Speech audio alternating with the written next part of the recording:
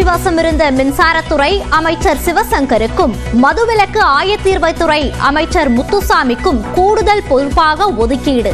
பொன்முடி வசம் இருந்த வனத்துறை அமைச்சர் ராஜகண்ணப்பனுக்கு மாற்றம்.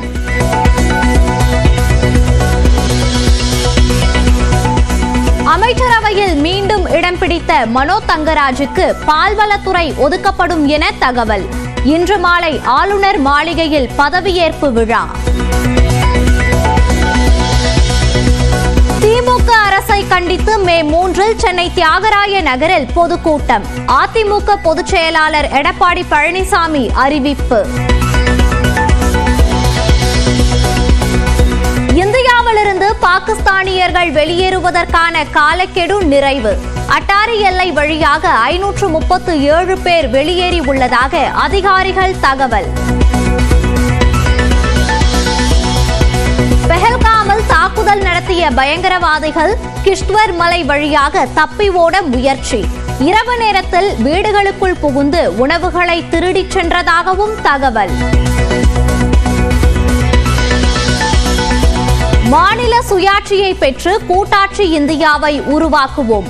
ஆளுநருக்கு எதிரான வழக்கில் வெற்றி தேடி தந்த மூத்த வழக்கறிஞர்களுக்கான பாராட்டு விழாவில் முதலமைச்சர் மு.க. ஸ்டாலின் சூளுரை. மக்களாட்சிக்கு வலு சேர்க்க பேரறிஞர் அண்ணா, தலைவர் கலைஞர் முழக்கமாக வடிச்சு கொடுத்ததுதான் மாநில சுயாட்சி, மத்தியில் கூட்டாட்சி என்ற இலக்கு. மாநில சுயாட்சி பெறுவோம், கூட்டாட்சி இந்தியாவை உருவாக்குவோம்.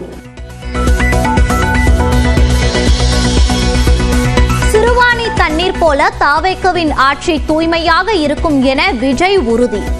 மக்களுக்கு நன்மை என்றால் எந்த எல்லைக்கும் செல்ல தயார் என்றும் பூத் கமிட்டியின் 2வது நாள் கருத்தரங்கில் விஜய் பேச்சு. டிவிகே வெறும் அரசியல் ஆதாயத்துக்காக தொடங்கப்பட்ட ஒரு கட்சி கிடையாது. சமரசம் என்ற பேச்சுக்கே இங்கே இடமில்லை.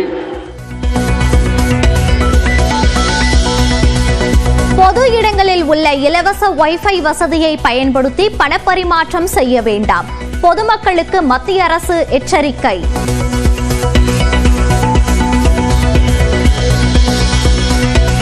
கடந்த வாரம் டன்னுக்கு 1000 ரூபாய் உயர்த்தப்பட்ட எம்சாண்ட், ஜெல்லி ஆகியவற்றின் விலை மீண்டும் பழைய விலைக்கு குறைப்பு.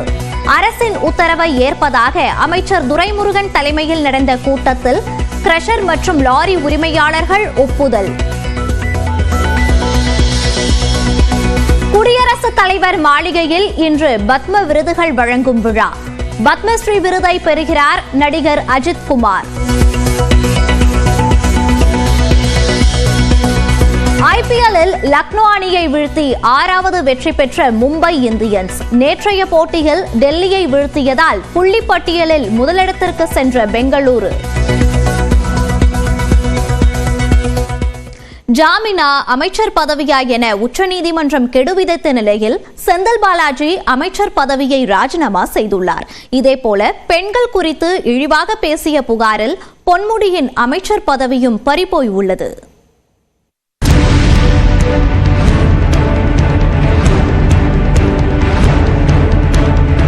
மு.க. ஸ்டாலின் தலைமையிலான திமுக அரசு பொறுப்பேற்று மே 6ஆம் தேதியுடன் 4 ஆண்டுகள் நிறைவடைகின்றன. இந்த நிலையில் அமைச்சரவை மாற்றப்பட்டுள்ளது. பெண்கள் குறித்து இழிவாக பேசியதாக அமைச்சர் பொன்முடி மீது விமர்சனம் எழுந்த நிலையில் அவரது கட்சி பதவி பறிக்கப்பட்டது. பொன்முடியின் பேச்சு குறித்து சென்னை உயர்நீதிமன்ற நீதிபதி ஆனந்த் வெங்கடேஷும் கண்டனம் தெரிவித்திருந்தார். நீதிமன்றம் தாமாக முன்வந்து வழக்கு பதிய உத்தரவிட்டார். அவரை அமைச்சர் பதவியிலிருந்து நீக்க வேண்டும் என்றும் கண்டன குரல்கள் ஒலித்தன. இதனால் அவரது அமைச்சர் பதவியும் பறிக்கப்படும் என தகவல் வெளியாகி வந்தது. இதேபோல சட்டவிரோத பணமோசடி வழக்கில் ஜாமீனில் உள்ள செந்தில் பாலாஜி வழக்கை விசாரித்த உச்சநீதிமன்றம் ஜாமீன் வேண்டுமா, அமைச்சர் பதவி வேண்டுமா என இன்றைக்குள் தெரிவிக்குமாறு கூறியிருந்தது. இதன்படி பொன்முடியும் செந்தில் பாலாஜியும் தங்களது பதவிகளை ராஜினாமா செய்கிறார்கள் என்றும் சிவசங்கர், முத்துசாமி, ராஜகண்ணப்பன் ஆகியோருக்கு கூடுதல் பொறுப்பு வழங்கப்படும் என்றும் மனோ தங்கராஜுக்கு மீண்டும் அமைச்சர் பதவி வழங்கப்படும் என்றும் நியூஸ் 18 தமிழ்நாடு முன்கூட்டியே செய்தி வெளியிட்டது.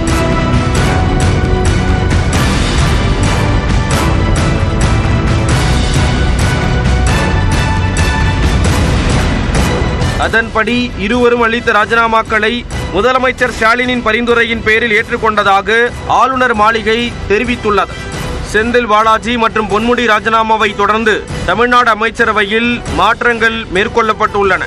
செந்தில் பாலாஜி வசம் இருந்த மின்சாரத்துறை அமைச்சர் சிவசங்கரிடம் கூடுதலாக வழங்கப்பட்டுள்ளது. ஏற்கனவே சிவசங்கரிடம் போக்குவரத்து துறை உள்ள நிலையில் மின்சாரத்துறையையும் இனி அவரே கவனிப்பார். இதேபோல் வீட்டு வசதி மற்றும் நகர்ப்புற மேம்பாட்டுத்துறை அமைச்சர் முத்துசாமியிடம் செந்தில் பாலாஜியிடம் இருந்த மதுவிலக்கு மற்றும் ஆயத்தீர்வை துறை கூடுதலாக ஒதுக்கப்பட்டுள்ளது. பால்வளத்துறை அமைச்சர் பதவி வகித்து வந்த ராஜகண்ணப்பன் பொன்முடி வசம் இருந்த வனத்துறை மற்றும் காதித்துறைகளை கவனிப்பார் என தெரிவிக்கப்பட்டுள்ளது. இரு அமைச்சர்கள் ராஜினாமா செய்த நிலையில் ஏற்கனவே அமைச்சரவையில் இருந்த மனோ தங்கராஜுக்கு மீண்டும் அமைச்சர் பதவி வழங்கப்பட்டுள்ளது. மனோ தங்கராஜ் குமரி மாவட்டம் பத்மநாபபுரம் தொகுதியிலிருந்து எம்எல்ஏவாக தேர்வானவர்.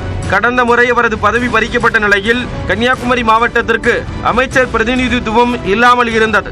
கன்னியாகுமரி மாவட்டத்தில் பாஜக சற்றே வலுவாக உள்ளதாக கூறப்படும் நிலையில் அதிமுக பாஜக கூட்டணி அமைந்துள்ள நிலையில் வரும் தேர்தலை கவனத்தில் கொண்டு மனோ தங்கராஜுக்கு மீண்டும் வாய்ப்பு அளிக்கப்பட்டுள்ளதாக தெரிகிறது. அதுவும் அவர் ஏற்கனவே வகித்த பால்வளத்துறை ராஜகண்ணப்பனிடமிருந்து மீண்டும் வழங்கப்படும் என எதிர்பார்க்கப்படுகிறது. மனோ தங்கராஜ் இன்று மாலை 6 மணிக்கு ஆளுநர் மாளிகையில் பதவியேற்றுக் கொள்கிறார். தமிழ்நாடு அமைச்சரவையில் இதுவரை செய்யப்பட்ட பெரும்பாலான மாற்றங்களில் அமைச்சர் ராஜகண்ணப்பனின் பெயர் இடம்பெற்றுள்ளது. அது குறித்து இந்த தொகுப்பில் பார்க்கலாம். மு.க. ஸ்டாலின் தலைமையிலான முதல் அமைச்சரவை மாற்றத்திலேயே ராஜகண்ணப்பனின் பெயர் இடம்பெற்றது.